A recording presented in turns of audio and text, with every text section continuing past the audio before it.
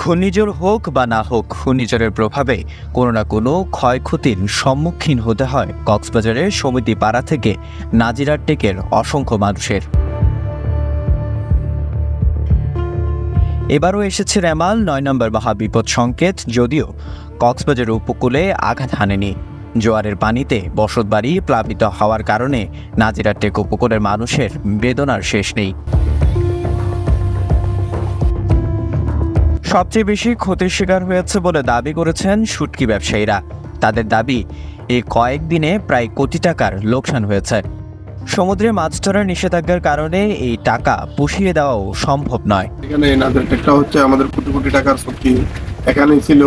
তো আল্লাহ যেটা করতে সেটা ভালো করছে। যদি এটা যদি এই যে ঘূর্ণিঝড় রেমাল, এটা যদি মুখটা যেভাবে কক্সবাজার দিকে মুভমেন্ট করছিল, যদি এটা কক্সবাজার দিকে যদি এই ল্যাং করতো, তাহলে আমাদের অনেক ক্ষতি হয়ে যেত। আমাদের লক্ষ লক্ষ টাকার চুক্তি মহল, যেটা আমাদের সারা বাংলাদেশ নয়, শুধু সাউথ এশিয়ার মধ্যে সর্ববৃহৎ চুক্তি মহল এটা।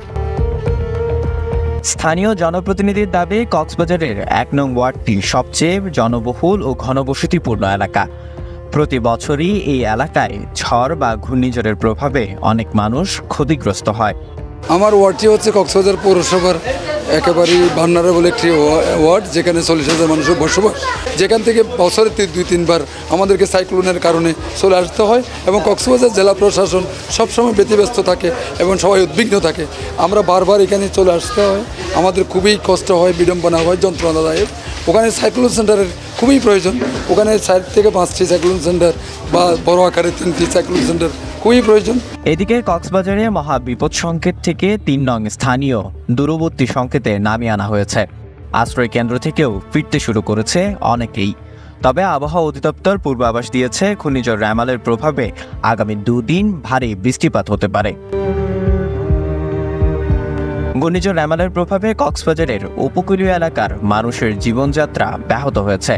প্রশাসনকে দ্রুত ত্রাণ সহায়তা বিতরণের ব্যবস্থা নেওয়ার আহ্বান জানিয়েছেন স্থানীয়রা। মিকাত হোসেন, CCN।